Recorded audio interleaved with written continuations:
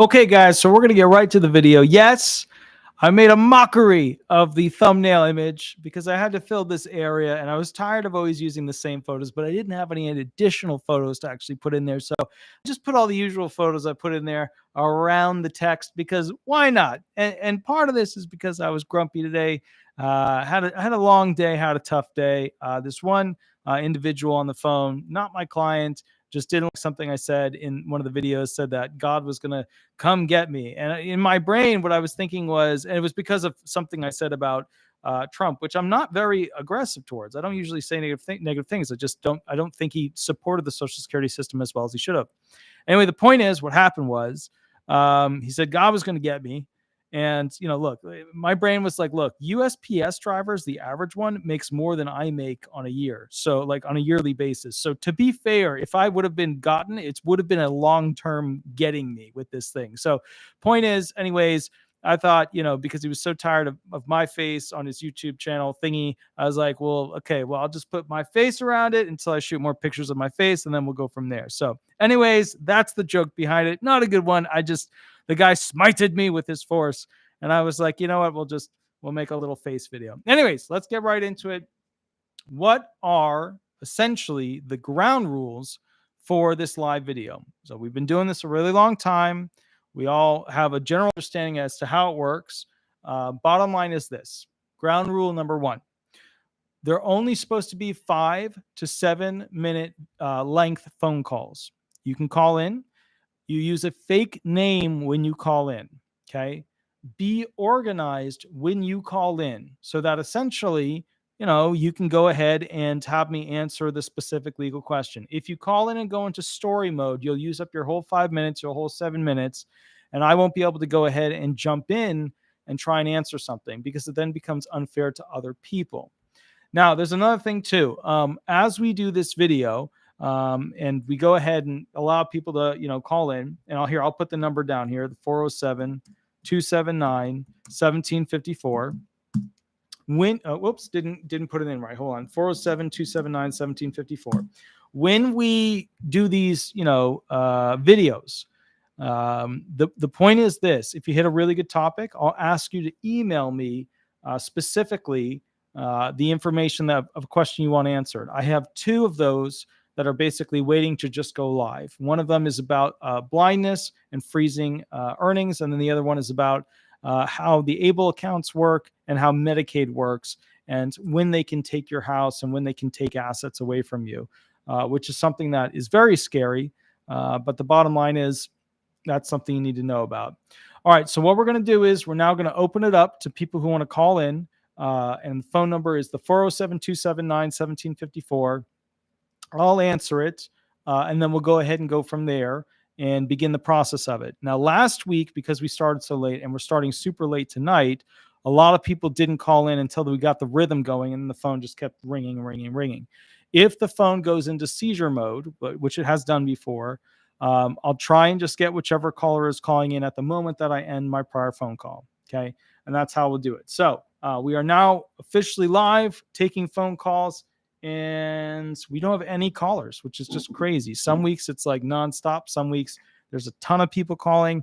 But basically, all right. So since there's no caller here, I'll just talk about something I want to talk about. The bottom line is that the government, federal government, should go ahead. There's the call. There's the call. All right, hold on. Here we go. Hi, this is Attorney Walter Hnot. We are live on YouTube. Remember to use a fake name throughout this process. Would you like me to answer a specific question, or would you like me to run hearing questions with you? Go ahead. I got a specific question. Perfect. How can I help you? I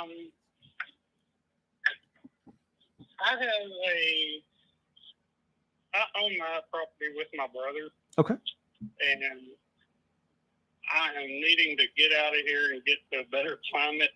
I can't think of a way to get out of it because my brother does not want to sell the property. Okay. And I'm kind of wondering, would it be okay if, say, that he was to buy a property somewhere and then when it was paid off, that we could just trade my half of this property for the new one? Are you SSI or SSDI or retirement? Well, to be honest with you, my hearing was 2 months ago, and I have not gotten my letter yet. Uh-huh. But it was one of those 15-minute hearings where the judge asked the VA one question, and he said, "No, Judge." And so my attorney says that I have it for sure. We're just waiting. I mean, most hearings shouldn't be a 15-minute hearing with an attorney, but we'll skip past that one. All right. So let me ask you this.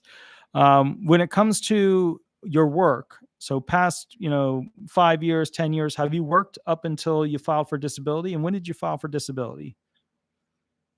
Yeah, it was close.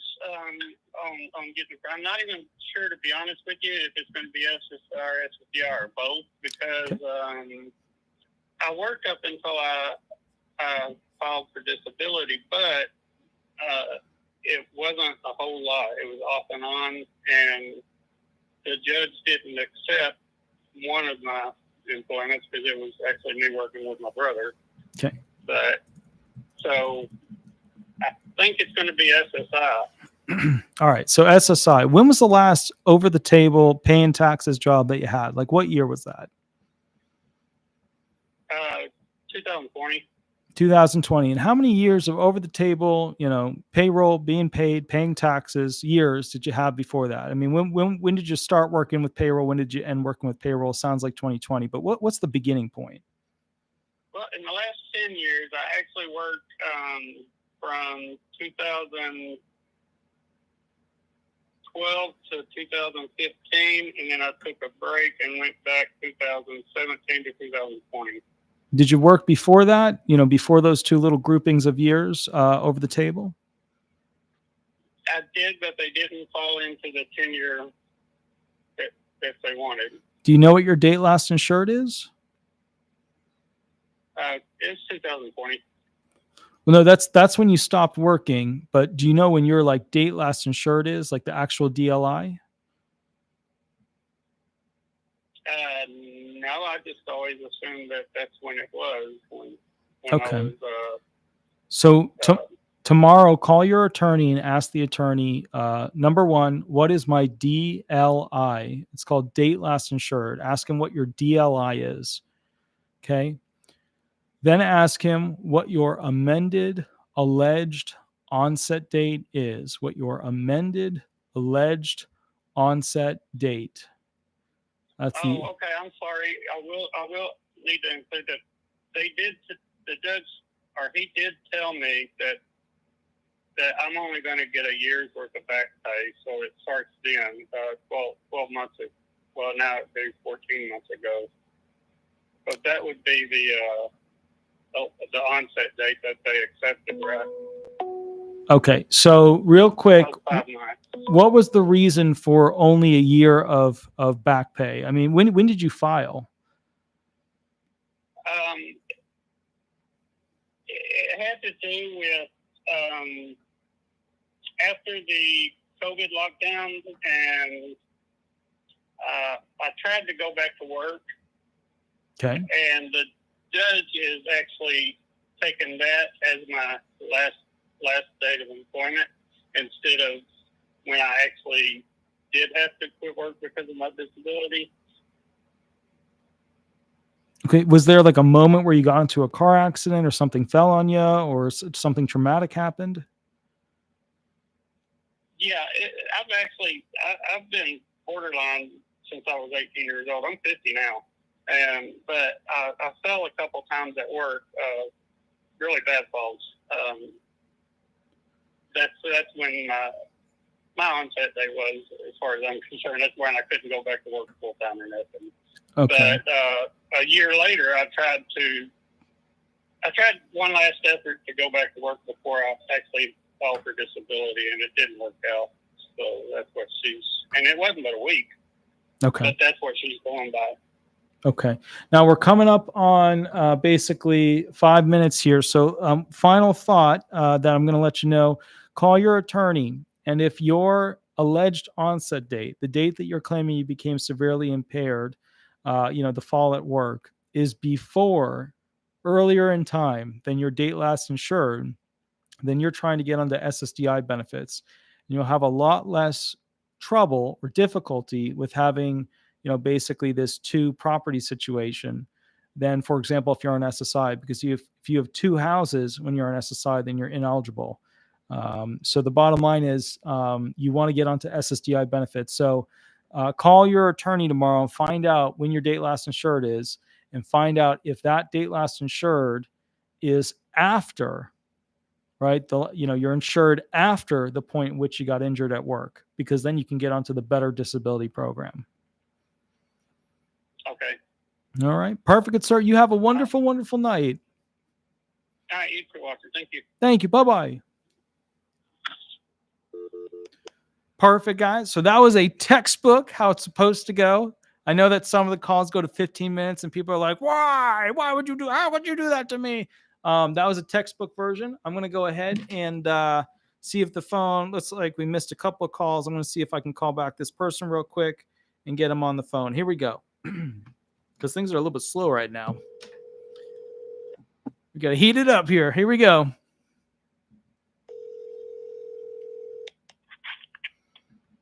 Hello. Hi, this is Attorney Walter Hnot. We are live on YouTube. Remember to use a fake name throughout this process. Would you like me to answer a specific question, or would you like me to run hearing questions with you? Go ahead. I have a quick question for you. Perfect. So I was on disability for a cancer, and then it went into remission. My question is, if the cancer does come back and you're a stage 4 and you go back onto SSDI, do you then have to wait again the 2.5 years for the Medicare insurance, or does that give the compassion allowance and start immediately again? That's a really good question. So we're assuming you actually get off of disability benefits, and then the question becomes, at what point do you have to re-up? My brain is saying a 5-year rule, but I'm not sure what the answer is to that. So just to clarify, you had cancer, got onto disability benefits. The cancer got better, you got off of disability benefits. The cancer then got worse, you got back onto disability benefits. But you're wondering if you have to have that restart of that 24-month waiting period, basically where, everybody has to do that 24-month waiting period for Medicare to go ahead and click in from the date that you're claiming you began your disability. And so you're wondering, do you still have to wait that 24-month period? Let me see if I can find the answer real quick. But while I'm doing that, give me a little bit of fact pattern background so I understand what's going on with what happened with this cancer. Yeah, I was diagnosed with a late stage 3 cancer, and they thought, it was going to be terminal. And I did chemo radiation, and the mass shrunk and went away. Well, I guess after you've been in remission for 3 years with your cancer, then when your CDR comes up for review, then you're not eligible for benefits anymore. I mean, I do have side effects, and had cancer damage, treatment damage, but I wanted to go ahead and try and go back to work. So I went back to work, but I'm just wondering, because my grandmother had the same cancer and it came back twice. So I was just kind of curious, if at some point it does come back, then am I going to have to, wait that time frame to start the medical insurance again? Just kind of preemptively wondering how that works. Right, that's true. I'm not anticipating it come back, and I'm hoping it's not, but I thought, whoa, that's going to be a hard thing to go through, because that's the hardest factor when you first get disabled, is waiting for insurance when you don't have money to buy insurance, Right. So I just kind of wondered how that worked. I've read this answer to this question like 7-8 years ago. I do not remember the exact answer to it. I remember that there was like a re-up thing where every so many, maybe it was 5 years or something, you would then have to do the wait again for being on and then kicked off and something like that. But I don't remember the exact answer. It could be something other than 5 years. Can you email me that question, and then I'll do a video specifically on, how many times, you have to wait for Medicare if, you win and then you lose and then you win again your disability benefits. Sure. All right. Thank you. Appreciate your help. Absolutely. Have a wonderful, wonderful night. Thank you. Bye-bye. Bye-bye. That was a really good question. Really, really good question. All right, let's go to the next caller. Hi, this is Attorney Walter Hnot. We are live on YouTube. Remember to use a fake name throughout this process. Would you like me to answer a specific question, or would you like me to go ahead and run hearing questions with you? Go ahead. Hi, this is Marge, and I'm going to give you my. I'm one of your #1 fans. And Hey, howdy. Next time you get a Republican or a Democrat call, you send them my way. I will take care of them. Perfect. I will do. I get Something like you. I get people that call me all the time that are Republican and Democrat, and they're like, I really like this idea you had. I really think this is amazing. And the thing that's really incredible is that at the end of the day, Republicans, especially like the very strong Christian groups, they want to help people. They want the system to work better. It's not this like, you have to be our thing or nothing. It's not that. And then the Democrats, I think that basically the idea is getting rid of the homeless class, getting rid of the extreme poverty class, and then basically having the burden of taking care of those individuals on the middle class, the upper class, things like that. I don't think the Republicans and Democrats are as far apart on a fix for that as everybody sells it out to be. I think honestly the CNN, the Fox News, stuff like that, they sell us on being angry with each other. But the funny part about it is this: if you look at the most famous Republicans and you look at the most famous Democrats, what you have are cheerleaders for hating the other side. And if you look at the lesser Democrats and the lesser Republicans, you often find people that are a lot more like, okay, well, we can work this deal, we can make this deal. So, but I really appreciate it. Next time they go ahead and call me, I'm going to send them your way. I'm going to tell them that you're the administrative assistant to deal with political dilemmas with the firm.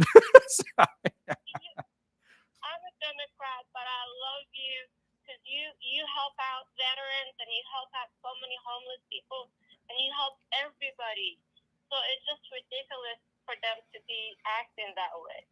But I want to thank you for everything you do. Thank you, madam. I really appreciate it. I'm really hoping one day, and I think it's too soon for me right now, but I'm really hoping I want to create the bill that basically allows us, and there are 4 main things that the bill will have. Number one, every single financial amount, okay, raises based off of a proper actual cost of living adjustment, because there's taxes on the retired that don't go up. They just don't go up. They you earn to this point and then boom, you're getting taxed. And that earn up to this point, they don't raise that.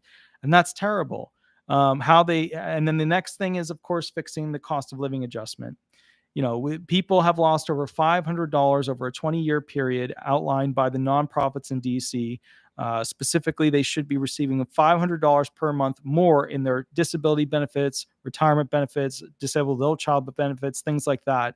So that will be a major, major fix in helping hand to those individuals. And then number 3 and 4 is that basically we have a lot to do when it comes to SSI and restructuring it to go ahead and convert SSI people into SSDI and actual retirement people. And the way I want to do that is by getting SSI people to be able to work when they're on disability benefits to go ahead and have the first 4 quarters of earnings not count against them, which is just a great way to get those individuals who can do a little bit more work, earn a little bit more money, not to be penalized where they just swipe and wipe away any of their monthly benefits. And then, of course, the final thing, which is just really incredible, and I think it's a right direction, is having an education platform like they do for VA benefits and family members, but spreading that even more so to those are the kids taking care of their parents, the wives and the husbands that then have to stop working their jobs, and basically having an education platform where the federal government subsidizes family members that have to take care of their elderly parents. Because look, having women and men stop their jobs and stop their careers to take care of their parents is traumatic to all parties concerned. And if we could make a career out of that, where the kids can help their parents, and there's a lot of parents that don't have kids, and there's a lot of kids that really, could go ahead and help them and take on, helping a parent that wasn't their own. That I think would be the best direction for this country having upkeep. Now, with that said, down the line, 20 years, 30 years, we're going to have robots doing a lot of these functions, but there are some things you're never going to be replaced when it comes to human assistance. But thank you for calling me. You made me feel better, because these 2 people beat the hell out of me today, and I was a glutton for punishment. I should have gotten off the phone after the first minute with those, 2, but I let them rail on me about this for I don't know. The first one was 10 minutes or whatever. The second one was 12, 15 minutes. But, it's just, it's tough sometimes because, and then I had another call that was really difficult. I had another call that was from a grandma that was just really upset, Why is it taking so long for my child to get my grandchild to get benefits? And it's a unique claim, and the kid's clearly disabled, but the kid and the grandma didn't know. And, we had to go through the understanding. So, they were obviously on the account. Yes, they're cleared. Cool. But the bottom line was, I had to go through with the grandmother some very difficult information about drug abuse of the child that was seeking disability benefits. And, that was a very difficult phone call to explain what was going on. And, it's just some days are tougher than others, You need to,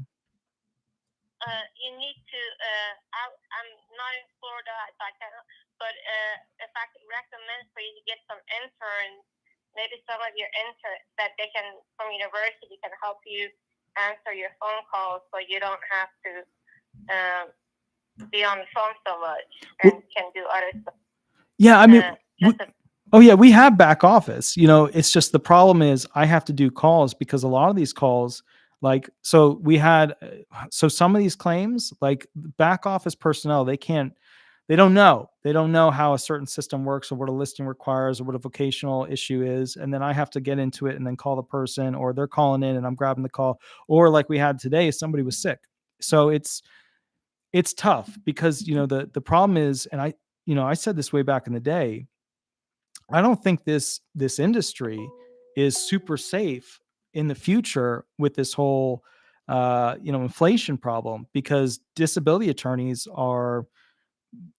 we're having less and less of them because the industry is just not financially paying enough money for a law firm to exist as a result of it. And I don't think it's a safe industry for future attorneys to go into, I guess is what I'm saying, I think you have a lot of fans, and I want to thank you for everything that you do. Thank you, I madam. listen to y'all. Oh, thank you so much. I really appreciate it. You have a wonderful, wonderful night. You too, sir. Thank you. Thank you. Bye-bye. Bye-bye. So that's an incredible person. I always see her comments in here. She always kind of lifts me up. So thank you, Marjan, for being just an amazing, incredible person, because it can be very difficult to do this job, especially with some of the unique situations that pop up. I want to do a throw out real quick to Positively Cheyenne, who's hanging out in the chat section. I can see her there for a moment. So I'm just answering the phone. Hi, this is Attorney Walter Hnot. We are live on YouTube. Remember to use a fake name throughout this process. Would you like me to answer a specific question, or would you like me to run hearing questions with you? Go ahead. Yeah, I just have a question in regards to my disability. I've been currently receiving Social Security disability insurance for about 3 years now. Mm-hmm. I turned 62 this year, and I'm just trying to find out whether I should get my regular Social Security at age 62 or continue my disability. Okay, so real quick, are you on SSDI benefits or SSI benefits? SSDI. Okay, cool. So you're going to actually sit on SSDI benefits until you hit 67, 60, or 66, 67, whatever your full retirement age is. And then basically they'll convert you automatically over to retirement benefits. Because remember, your retirement benefits, if you take them early, you'll be penalized. And there's no, the way the game works is you sit on disability benefits until you hit full retirement. Okay. Mm-hmm. All right. I mean, that's fine. I mean, it's not a lot of money, right? That's the problem. Yeah. Yeah, I gotcha. That's the main problem. But I really appreciate your advice. Thank you, good sir. Well, you have a wonderful, wonderful night. All right, you too, Walter. Thank you. Bye-bye. Bye. So I just want to say, Marjan, thank you so much for cheering me up. I had a really difficult day, and the day just got worse and worse. And it was just like, ugh. And some days it's like just an emotional pull down. But let's get the next call real quick. Here we go. Hi, this is Attorney Walter Hnot. We are live on YouTube. Remember to use a fake name throughout this process. Would you like me to answer a specific question, or would you like me to run hearing questions with you? Go ahead. Hello, Walter. I have just a quick question. Sure, absolutely. Go for it.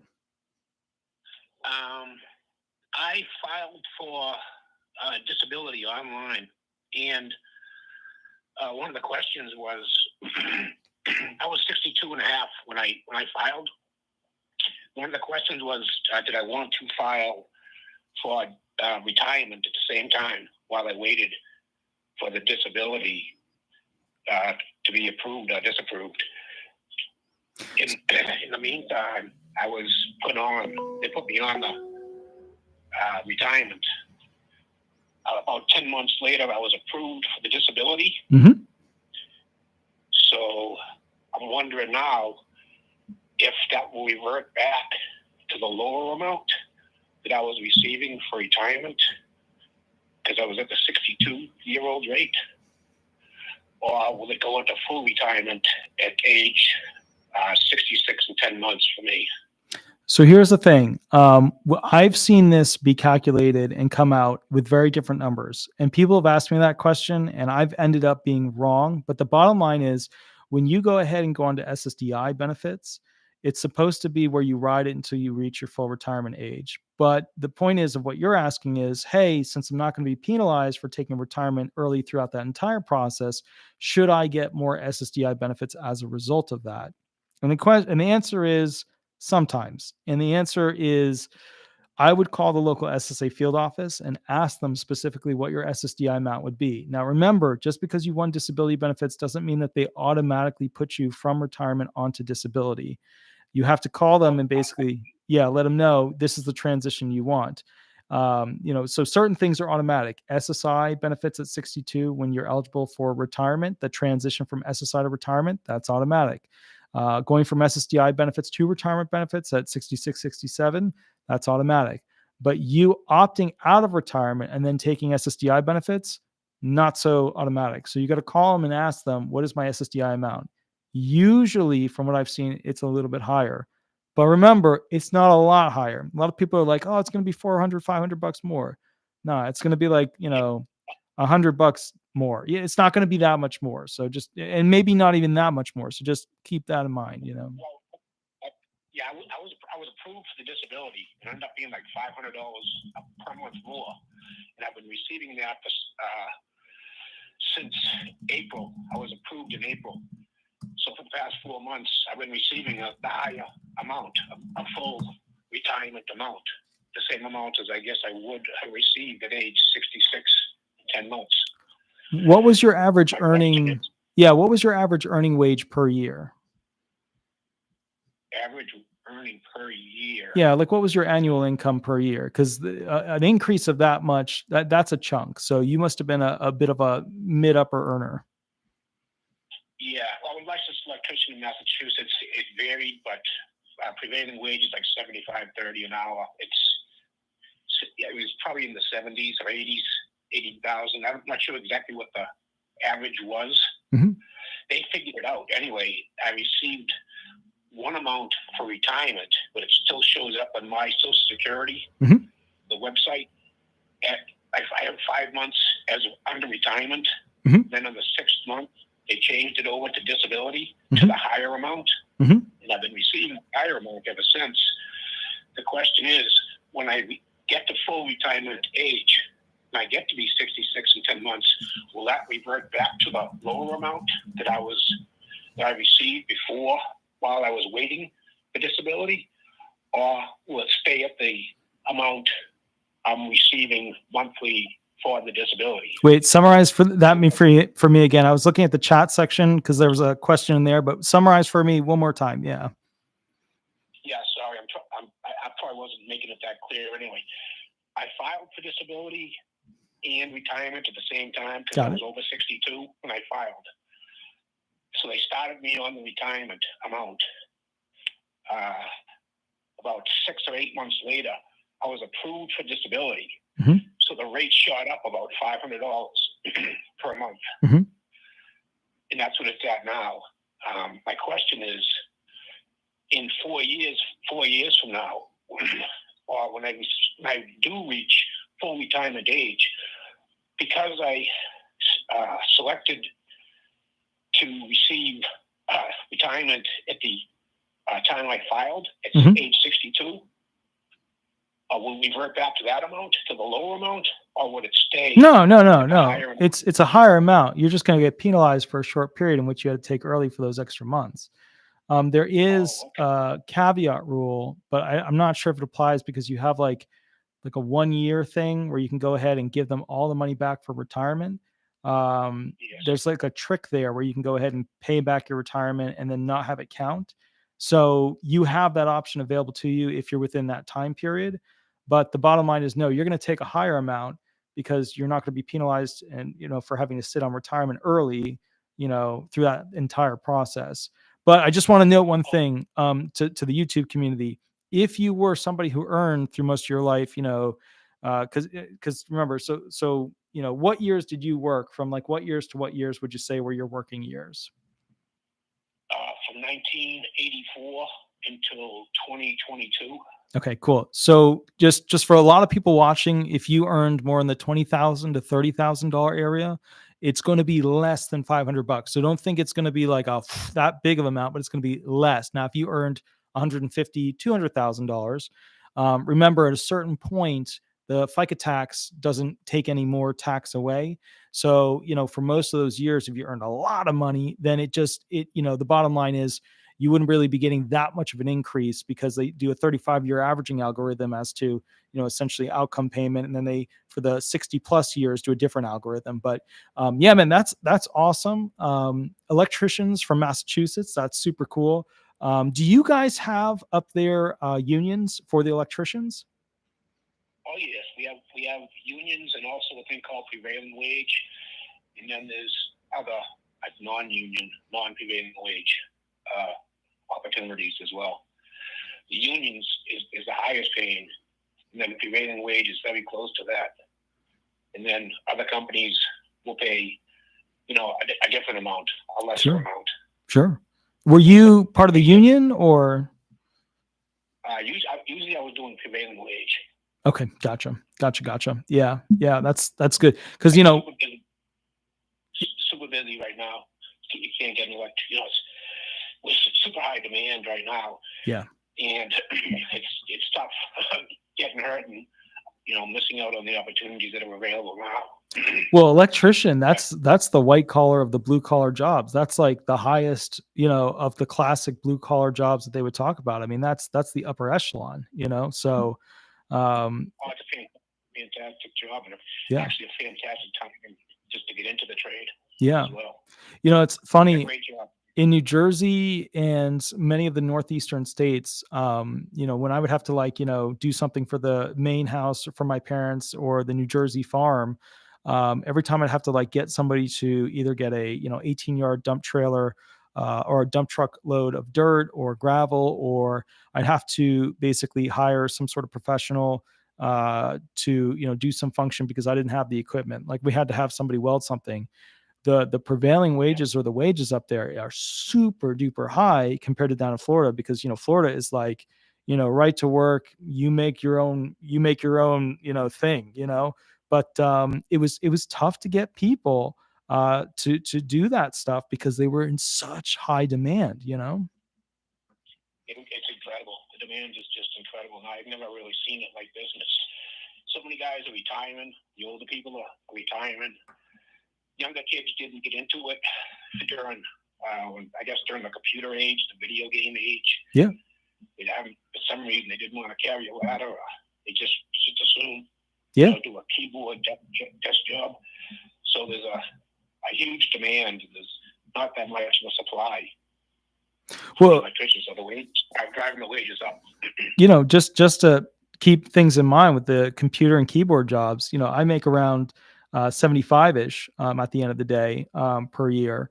UPS drivers, and I know this because my buddy who's into jobs and stuff like that reached out just to crap all over my day. But basically, the UPS drivers on average make more than I do, and they obviously didn't require a master's and a doctorate. Yeah, I just read they're up at like 170,000 for the drivers. I read they just settled. I don't know if they're that high. Like, I think that was a minute group. I think the average is more around a 90 to 100,000. I don't think 170,000 was accurate, but I think that was just, they're not making 170, but still the accurate thing, which is 90 to 100, they make more than me. And the sad thing is I was sitting there and, once again, this job guy makes fun of me because It's just he finds it humorous. But the point is, like, when you look at student loan costs and all that stuff, it does not make sense if you're going to go into basically a low income version of law or low income version of medical, treatment. It doesn't make sense to stay in those fields anymore, and that's a real shame because certain types of medicine, certain types of attorneys, I don't feel in the future that they're going to be around. I agree. I always tell the young kids that I wanted to go into the trades first, start making the money. Yeah. Have no student loans. Yeah. They can be buying a house when they're early 20s. Yeah. Then if they want to go to college afterwards, they got the money, they have time, and no student loans. It took me until 2019. So let's see, we're 2023. So let's see, 3, 2, 1, and then 0 and 19. So it took me about 5-ish years ago in my mid 30s to be able to buy a house as a result of the student loans and, basically the bad pay from the disability field. And what people don't realize is that the attorneys with this cost of living adjustment keep getting less and less and less. Literally 25% of $500 less than they're supposed to get per month. So as a result of that, I don't know what this field is going to do, but it's killing off the people that basically, create and battle the laws that exist for the retired and disabled, I know it's incredible. Another thing I want to say is I really appreciate what you do. I've been watching you since I had filed. I probably found you 3 months after I had filed. Oh, wow. I've been watching you. Yeah. Good. And I really appreciate what you do. Absolutely. You basically give away incredible amounts of information. Yeah. So I watch you just about almost every day. I catch you a little bit. Well, thank you. Yeah, I really want to thank you for what you do. And I even watch your the rental property, the sped up fast motion to take down the wood paneling and all that. I get a kick out of those as well. Let me tell you, the smartest thing I've ever done is get out of the legal field. And that was a hard thing for me to say. And I said it the first time, like 2 weeks ago. And I was standing there in the kitchen, trying to get a Gatorade out of the fridge. And it wasn't a Gatorade. It was like the cheap version of the Gatorade. It was like the whatever version. I really like the Propels. But the bottom line was I was getting one of those out of the fridge. And the crazy thing is, with the housing market and these realtors, they make so much money and their training is like, when I was doing the training for the realtor stuff and I took the course and I'm like, I don't know, I'm like 6 or 7 modules in or whatever. It's so simple. Like they don't have to memorize an entire book and then be able to cite it in detail. It's just like basic rules, basic laws, it's just so simple compared to the legal industry. I really do think lawyers are going to be taking over the whole real estate industry because they just can't make a wage, doing the legal field anymore. And, I kept watching these YouTubers, boy, they kept, buying properties, fixing them up. They'd sell them, buying property, fix it up, they'd rent it. And, as my buddy told me, who drives he drives really nice cars, like modern nice cars, which are of course very expensive. What his framing was, the only way an American can taste freedom is to make enough money to have a house outside of America.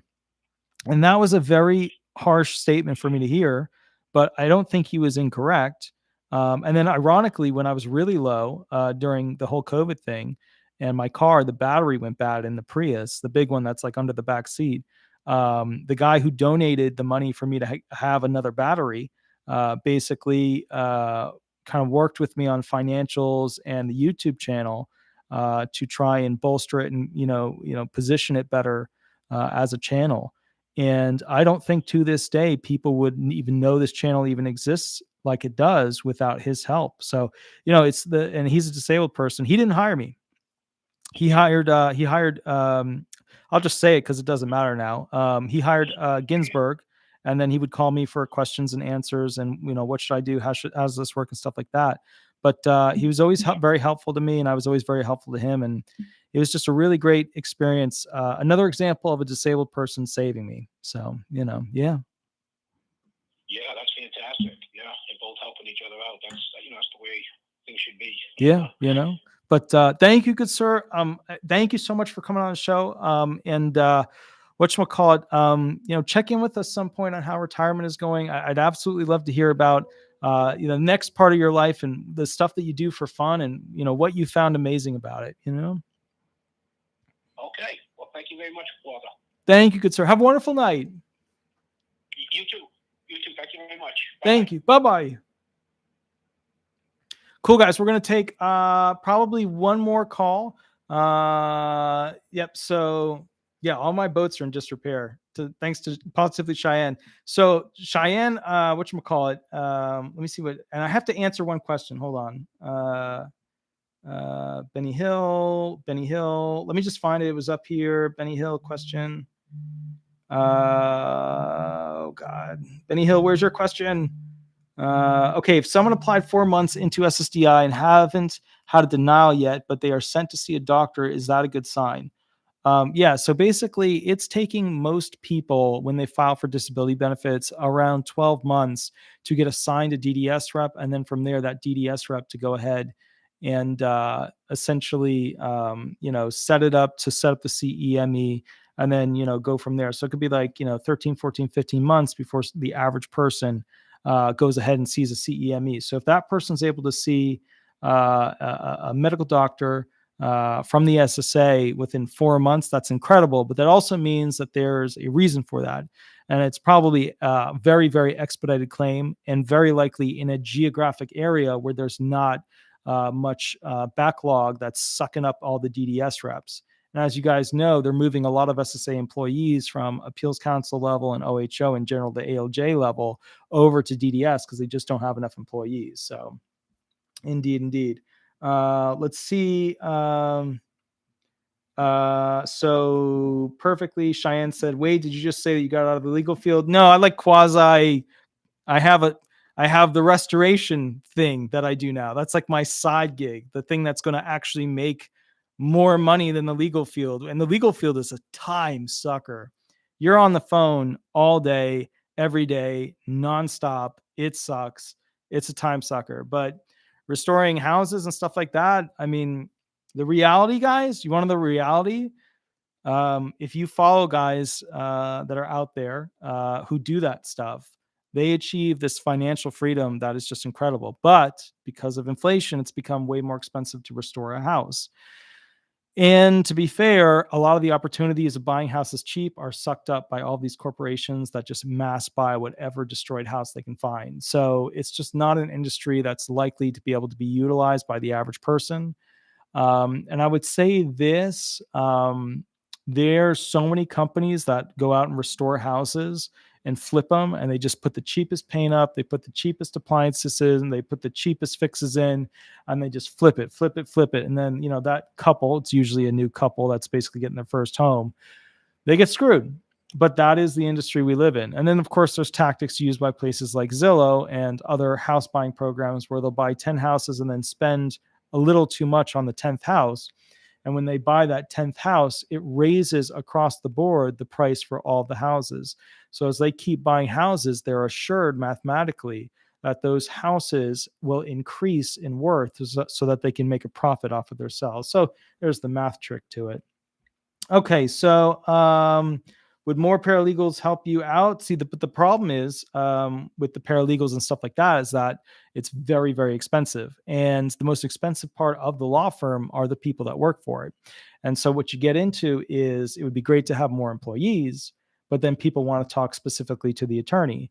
And the problem is that, basically to have more employees, it makes the payroll skyrocket. And every month, the most expensive thing that this firm experiences is the payroll. Without a doubt, every month the payroll is the biggie.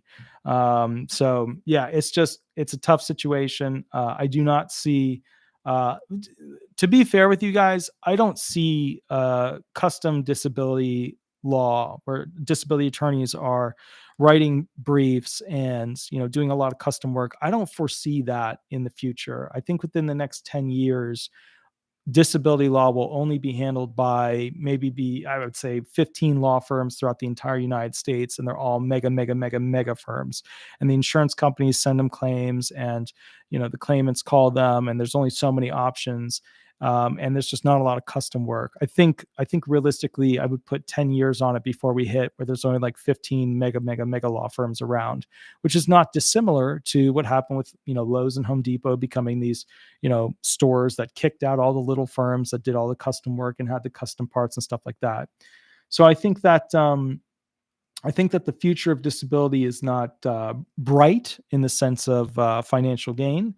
I do think it's not bright in the sense of custom work and getting and making the best possible claims you can. But I do think we need to get some better politicians in there to go ahead and fix the system. Because look, if we're realistic with each other about this, okay, the largest grouping of funding, the mega line item, Social Security benefits, should not have a starving legal field. It shouldn't, right? It shouldn't. It doesn't make sense. It shouldn't. VA benefits, there's no starving attorneys, but the Social Security disability field or representing the elderly, many of those aspects, starving attorneys. Family law, they're not starving. Personal injury, they're kings on a mountain, queens on a mountain. They're doing very well. But disability, starvation. Hey, this is Attorney Walter Hnot, Disability Resolution PA. Would you like me to answer a specific question, or would you like me to run hearing questions with you? Go ahead. Question? Yeah, go for it. The ABLE account. Oh, yeah, I got to do that video. Oh, the video. Yeah, so I have the ABLE account video, I have the Medicaid account video, and I have the blind whatchamacallit, I have the blind freezing of the finances account, and those scripts are pretty much written too. Okay. So I have zero excuses. I've been overloaded with work. Oh, okay. No, yeah, that's fine. I just had a quick question. If like me and my daughter are both disabled, and like you don't have a lot of funds when you're on disability, how will they? If I pass away, will they just take whatever's in my ABLE account, and there's no way to like pass it to her since she's disabled as well? Do you know what I mean? It depends on the expenditures related to Medicaid, and it depends on essentially also a lot of things. All right, so when it comes to this and the transfer, I mean, and have you set up any of the trust stuff to try and move things so that multiple names are attached and it can't be taken? Mm-hmm. Have you done that yet or no? Have I? No, because I lack of funds. But like, what little like we can save, I want to put away for us. But if like I die first, or if God forbid she were to pass away, like that's a huge loss for us to have to take. So the goal is to not lose. I'm guessing the house, right? That's what or is it like to not lose funds put into it? What is? Yeah. Well, the house, obviously, I didn't know if that was, if it was that for the house, like, if that happens, I don't know. I don't know if that will happen or not happen, or my mom was just asking me and she said about like putting me on, should she put me on it now so I don't have to like pay on it or whatever. And then I was like, I don't know if that's a gift or not, if that's considered a gift or, how everything's worded just so and stuff like that. I don't know. All right. So if I start putting what little we do have like aside, I don't want to be penalized. But then if one of us passes, we'll be screwed, because all that money will just go to the state or whatever. It's just confusing. So and the few places, the one place that I did call and talk to, they kind of wanted me to know more. They didn't know about like the disability end of it, I guess, the Social Security end of it, which I thought was kind of weird, but. So there's two things to worry about. Number one is if you become ineligible for the ABLE account at some point throughout your lifetime, you get to use it for the year and then basically there's a problem. The other one is when you pass away, what happens to the assets that you put into it? And then essentially, when does Medicaid come for its recovery of funds, right? So you want to know how to maximize protection of assets. Yeah. And you're both SSI, I'm assuming. Yeah. Well, I'm SSI and SSDI, but it's still SSI amount. You still got it on you, yeah. So she's not gonna be able to get this, adult disabled child benefits too, because that won't Like, I'll be able to get it once my mom retires, and it'll put it up a little bit, but she won't be able to get that, right? Correct? She won't be able to get my... It depends on how much, Medicaid is going to come after, because remember, like, people that don't use their Medicaid, there's no problem other than, because they're not going to file for credit. I mean, you can still use the funds for burial. You can still use the funds for, like, the funeral, stuff like that, like the death costs. But I mean, how much money are we talking about here? Are we talking about, like, how much money is going to be left when you pass away? Like, give me a little fact pattern here. Money, I'm talking about that me and my daughter, like, save. So not a lot on SSI income, but the house is, my mom's not leaving me money. She was going to leave me the house. Okay. So give me a roundabout number as to what. I don't want to put it in under my pillow and have the house burn down either. You know what I mean? So it'd be better if it was in some sort of account. But and then you also have the issue of, if you have those assets set aside and then they can find them in an account, it's over the $2,000 limit, then then they're gonna, no longer eligible. Because the resource limit. Okay, so if I make up a number and let's say that there's only $5,000 left in the account, is that a realistic number or not? Because you're both on SSI/SSDI. That means you're getting somewhere around $1,100 per month, right? So I haven't even started saving yet. So yeah, I mean, that would be at the higher end, but I would want to do something like that. Yeah. In my honest opinion, if we're talking about $2-3 grand saved, which is realistically what we're looking at, that's burial expenses right there. Like most funerals are, on the cheap side, or like $2 grand. I think they're $250 or $295. No, because they have to do a whole thing. They have to give you a venue, the flowers. I remember buying flowers for a funeral for a buddy who overdosed on fentanyl, and the flowers that I donated were like $400, and it wasn't like, it was just to go over the coffin, so I mean, from I think funeral services are on their way out too. A lot of people have been opting out of those, so that's kind of weird too, I thought. I mean, I don't know, because I don't like to look at that stuff, because honestly, it's just like, I don't do well with death. Depressing. But well, when a lot of my claimants die, I never go to the funerals. I just never do, because I don't like going to, I just don't. You'd be at funerals 24/7. Well, that too, there is a numerosity issue, but there's also like the last funeral I went to was the person I bought the flowers for. And then the funeral I went to before was the wife of the guy who like showed me how to do, basic stuff in masonry, like the group masons and stuff like it. So when you become a mason, they make you like memorize. That's a big deal. Yeah, like a bunch of stuff. Yeah, he was the one who like raised me in masonry, and I went to his wife's funeral, because you have to go to some funerals. It's just how it is. And it's such a horrible experience. Like, I don't care where you have it. It's just a terrible, terrible, terrible feeling. And then ironically, the one before that, or there might've been a couple in between, was I went to Richard Culbertson's wife's funeral, who I interned with way back in the day. And again, just a horrible, horrible feeling and experience. But if you're talking about $2-3 grand, maybe $4 or $5 grand, you're talking funeral expenses, you're talking burial expenses. I wouldn't even worry about it. It's not going to be purely effective to her in that situation. What might be wiser is to set up a trust fund for her as a younger person, to have funds specifically put into it for her to skip you as the generation. Now, a trust fund is, okay, I see what you're saying. But a trust for her if I pass away.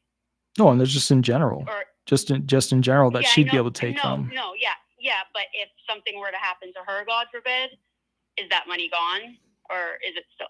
Well, I mean, again, how much money is going to be in it? If it's $2-3 grand, then that's just burial and funeral. Okay, so as long as it's on that end, as long as if it's no more than that, and then if it's more than that, then I need to start looking into other options. Well, if it's 20 grand, put it into an asset that's allowable for SSI purposes. And I mean, it sounds kind of weird, but for a kid to, I don't know how old the kid is, but if the kid's, like a 12-year-old, 15-year-old, having an asset in their name, like a car, is still an allowable asset, Oh, okay.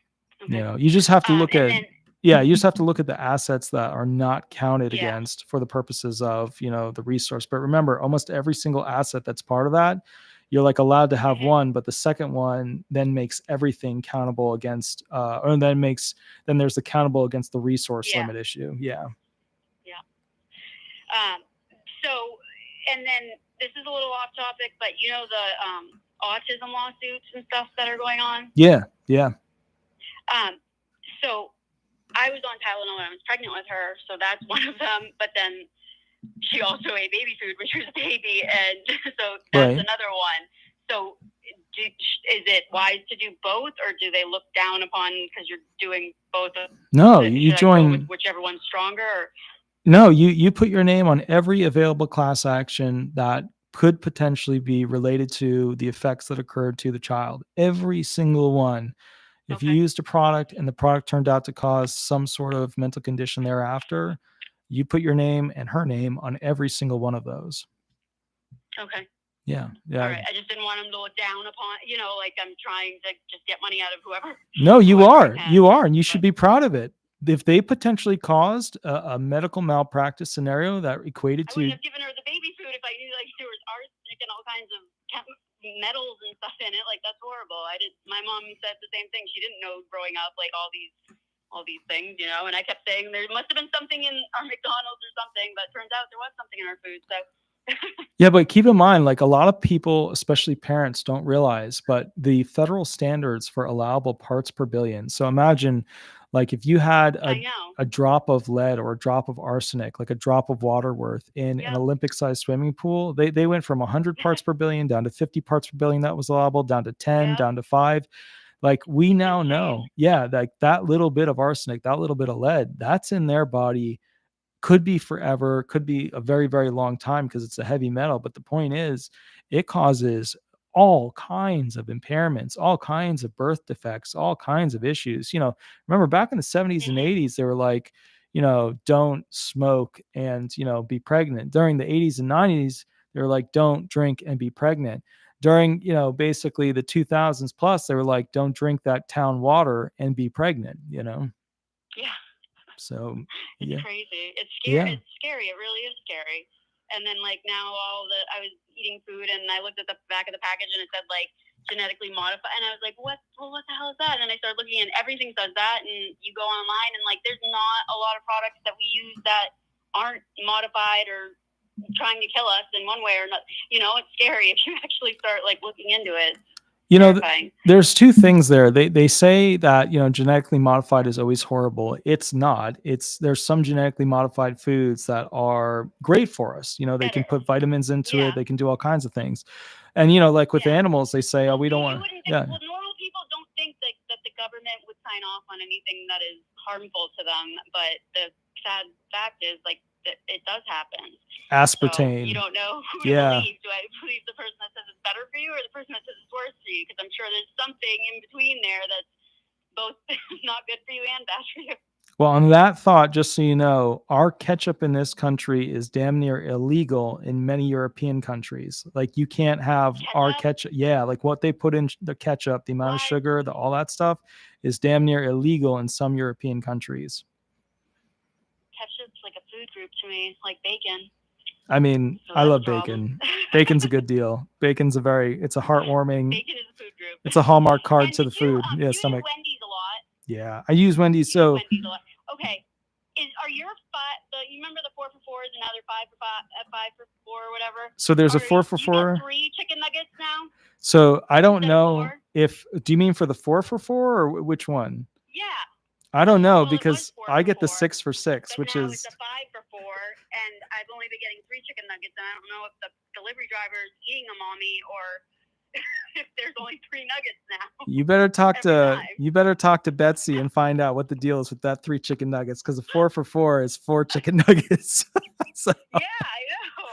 Yeah. But ours went up to $5 for 4, and the last few times I've gotten it, it's only been 3. I'm like, what the heck? So what I do is I get, and I'll tell you, so my quick order is, and I know if Cheyenne's still part of the thing, I remember Cheyenne went to a food place with me one time and she was just disgusted with the way I ordered food. But so my order, just so you know, is a 6x6, it's the double the double patty with bacon, cheeseburger, and then basically I get a large drink, but a medium or small fry. Some of them won't do a small fry.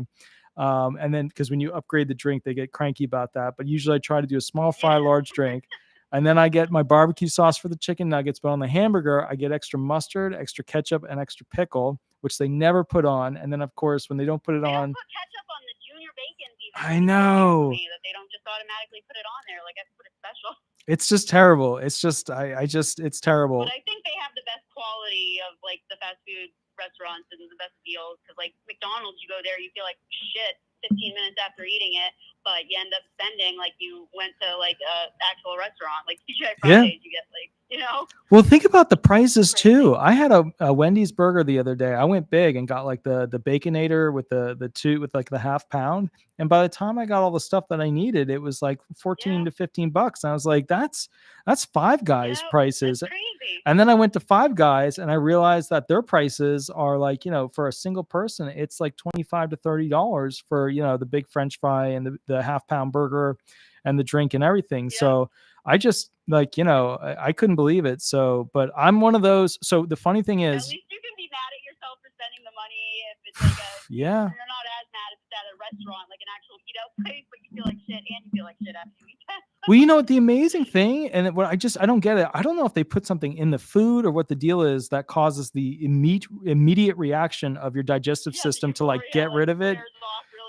Yeah, you're like, this is amazing food, and then 3 minutes later, you're like, I need a bathroom at an astronomical pace. You know, like you're in evacuation mode. And I gotta tell you, like I was sitting there the other day eating in my car on the way to this other like office location to basically meet with a couple of claimants that were out of the town and they were just homeless and I had to help them. But the point is, I was sitting there in my car eating this food and I looked down at it. And I was just like, I was just having a moment because, you know, at 37, like your body slows down and you're like, man, I don't digest well, you know? And you're like sitting there and you're eating this stuff and you're like, oh, this is amazing. Let me shove 5 more French fries. And then I looked down and I was like, I don't think this is real food. You know, I was like, I don't know if this is, that wasn't a cow. That was not even a cow, you know? So I'm sure Wendy's is, but I've look, if you ask me to tell you the difference between a barbecue sauce from any of these fast food joints, I will with 100% certainty be able to define which barbecue sauce came from Chick-fil-A, Burger King, McDonald's. Yeah. Yeah. Oh yeah. Oh, well, you're fancy. Yeah. But the point is, you know, like you're one of those Chick-fil-A saucers and I don't blame you. It's good stuff. But, you know, the thing is like, oh, I'm getting another call. The thing is, what I would say is I'll call that person back. I think that this whole inflation thing, you know, this whole White House policy has really forced people to cook a lot at home. And I mean, I'm going to be honest with you. I bought some of those like Ninja cooking appliances and that has changed my life in a massive way. But the problem is still, you know, to cook stuff, it still takes 30 minutes, 45 minutes to do like a regular, normal, whatever meal. You know, but I will say this. I think that, well, even so, look at Walmart. I used to buy the cheapest steaks, right? They're the chuck steaks and they were like $6-7 bucks. It's not cheap anymore. It's $10 a pop now. And love Chipotle and it tastes healthy and I don't feel like crap afterwards. Yeah. But it's like $25 for a burrito bowl. So I got the recipe on from a YouTube video and Smart. I tried making it myself and I'm not like a chef. But I got the recipe and it is so similar. It tastes exactly the same. And so I make little meal prep containers and I cook on one day and like even taco meat and stuff, I can just throw it in the freezer and take it out and it's already seasoned and it's so much easier. But if you find the right recipe for things that you like that are takeout, it's worth it in the long run. That's so smart. I'm going to do that. I'm not going to do that for fast food, but yeah, if they make like a Ruth Chris recipe. Yeah, send it over. Send it over. It tastes exactly the same. Yeah, I love Chipotle, but thank you so much for your time. I appreciate it. You got to have a wonderful night. You as well. Bye. Thank you. Bye-bye. So, I'm going to take one more call because it's kind of late. Let's see what's going on. Hold on. Let me get this call real quick. And let me scoot down to this one. Recent calls. All right. There we go. Perfect. My apologies, guys, if we took too much of a food route, but I am craving food. The only one who had dinner was the doggies, and they had that steak on the little grill that I have, the indoor grill. So let's see what we can do here. That's a really good idea. Look up how the restaurant makes it. I'm sure there's a YouTuber out there that has like figured out the recipe. It's a good idea. You know what's funny about that? They probably make more on YouTube than I do. Howdy, this is Attorney Walter Hnot. We are live on YouTube. Remember to use a fake name throughout this process. Would you like me to answer a specific question, or would you like me to run hearing questions with you? Go ahead. Or a specific question. Perfect. So yesterday I decided, the day before yesterday, I decided to call up the local SSDI and ask them a question. Okay. If I have a CD, if I apply for early retirement, do I still have to submit the CDR short form that they sent me?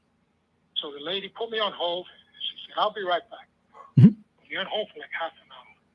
Jeez. Back and she says, "Hey, I see that you're 62. Mm-hmm. You really have to apply for early retirement, and we're going to set up an appointment for you, a phone appointment." And I said, "But I don't want to retire early. Am I obligated?" She says, "Yes, you are." Are you on SSI? Yes. Yeah, SSI people auto convert at 62, or they could do an appointment. But frankly, there's so few employees at the SSA, they keep having mistakes happen, even though the computer system's supposed to do that. But bottom line is 62 SSI auto convert over to retirement. But keep in mind, if your retirement is under a certain amount, you could use some of the SSI to bolster that amount to get it over, get to like $1,000 a month. But what is your retirement amount? I'm not proud to say 750. 750. So yeah, you might actually be able to retain some of your SSI as a concurrent thing to bolster that above the bare minimum thing, because your SSI was probably around 914 per month, and going down to retirement for most people would be a shock if they didn't allow for that concurrent allowance. I'm under the 1/3 rule because I live with somebody. Oh, so you got the 1/3 reduction rule on top. So yeah, so you're at like 600 and something SSI. I don't even, it's so unethical that they do that to people. It's like, hey, are you poor? Does somebody help you? Cool, we're going to keep you poor. And it's just like, why? It's just so unethical that they do that. And Attorney,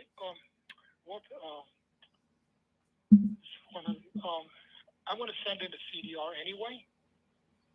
Yeah. And should I just send in the CDR without medical documents? Because I have a bunch of medical documents.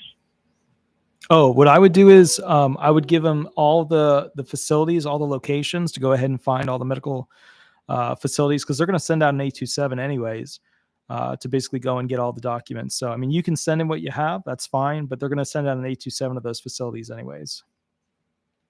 Well, I guess, the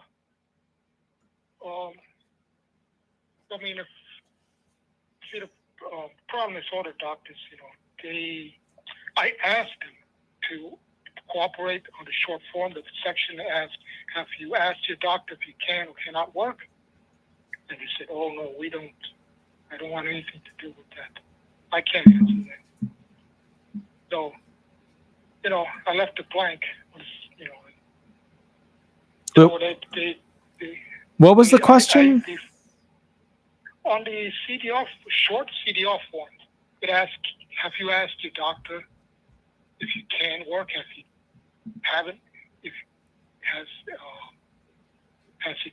you asked your doctor, can you work?" And he said, "Yes." "Have you asked your doctor if you can work?" And he said, "No." And frankly, I asked my doctor if he can cooperate with that questionnaire, and he said, no SSI. You can don't have anything. I don't want to have anything to do with it. Now, coincidentally, the doctor I was asking me is the same doctor who was telling me I need a hip replacement. So, you're telling me I need a hip replacement, but you're telling me I can, Here's what the doctors, you don't want to tell me. So the SSI doctors, the ones on Medicaid and stuff like that, they don't want to spend. Look, The Medicaid doctors are not the overachievers. They're not the stay up late, work extra hard, earn extra money doctors. So they're not going to want to fill out any additional forms related to Social Security benefits, anything like that, which is weird because those are usually the people who need the doctor to step up and actually get it done. But that's just how the way the world works. Whereas those people on Medicare or with private insurance, they can usually find a doctor who can go ahead and comment on their current status. In the disability field, they're not really worried, the doctors, about some insurance company coming and banging on the door and having some other doctor beat them up. Like they have in the LTD world and the workers' comp world and stuff like that. So the bottom line is, what I would say is you should try and find some other alternative doctor. But the SSA can always send out some form of interrogatories to that medical physician, to get their take on your current level of impairment. And then that doctor reserves the right to go ahead and respond and say, yes, he needs a hip replacement. No, he can or cannot work. But at the end of the day, unfortunately, the Medicaid-based doctors they didn't get into the spot where they're at as a result of being high-level achievers, I see, yes. So, thank you very much. I mean, I guess I have something to fall back on the retirement, Yeah. Which is kind of concerning than I wanted. But you can't work. I mean, I could, when I get well, if I get this hip replaced, because, that doctor is also told me that I can go and lift heavy things the next day if I choose to. He's not telling me to do it, but if he's directing his statement. If you choose to, you can do it. I told him, what about the walker that I'll be handling? I can lift a heavy box and handle a walker. So that's the type of person I'm dealing with. But I really appreciate everything. I got something anyway. I made it this far, 62. So I'm going to make it farther. Yeah, you better make it farther, man. I would don't give up at I reach retirement and then I'm good. No, that's not. You reach 62. Now now you go out into the world and do. I don't know. I don't even know. I have a very underdeveloped personal life, so you have to go find something fun to do and then report back to us on the channel as to what fun thing you're doing. So I'm definitely going to go to Florida. It's one of the places to go to. Yeah, you got to come to Florida. Florida is a really cool place, but don't you dare come this month or next month because the heat outside is over 95 and it is miserable in Florida right now. Yeah. Wow, it's too much. If they took Antarctica and they dropped it on Florida, the whole world would flood. Yeah. So, you're right about that. Wow. Yeah. I've seen your video. I know you're doing a great job. You're doing working in your house. Yeah, I feel for you and admire your dedication. Thank you, good sir. Well, I really appreciate it. I will catch you a little bit later. You have a wonderful, wonderful night. Thank you again, Attorney Walter. Have a great night. Thank you, good sir. Bye-bye. Bye-bye. Okay, guys, so we're going to call it there at 10:42 p.m. Sweetie is trying to throw the garbage can over because she has not had her allotted 10 p.m. treat. And as you know, she is a big girl and she has big dreams and they are always food. So with that said, and now she's scratching her head. Very good. I will catch you guys a little bit later. Please remember to like, subscribe, and if you can leave a review, go to Google or DuckDuckGo or any of the search engines and type in Disability Resolution Law Firm or Disability Resolution Florida. Write a review. I absolutely love those. And then also I'm going to be putting, I know, sweetie, I'll get you the treat. So basically also the person that made part of that house deal happen for me, the one who rebuilt the kitchen in a 2-week period, did magic, literal house magic. Her husband, massive medical issues. I'm going to put at the top of each one of those videos, the GoFundMe page for her husband. You'll see he's in a hospital bed. But she's in a bad financial spot. You don't have to donate. Just I want to make awareness of everybody so that they know what's going on. But it's a really terrible thing that happened to her. But she was a mainstay, a main figure in getting that house prepped to the point where basically I could get it through the loan. Otherwise, I would have never been able to actually done that with the house. Also, you guys, if you can hear Sweetie in the background, you want to say something, Sweetie? She's upset because she had steak tonight. I didn't have steak tonight. I had cereal tonight. You want to tell me anything else? Nothing else? You good? She's good. She's not good. I will catch you guys later. You have a there's a chubby dog over here. I know. I will catch you guys later. You have a wonderful, wonderful night. And please remember to snuggle your doggy and feed them all kinds of good food. I will catch you later. And she's a complainer. I will catch you later. Have fun. Bye-bye, guys. Bye-bye. Have fun. Bye-bye.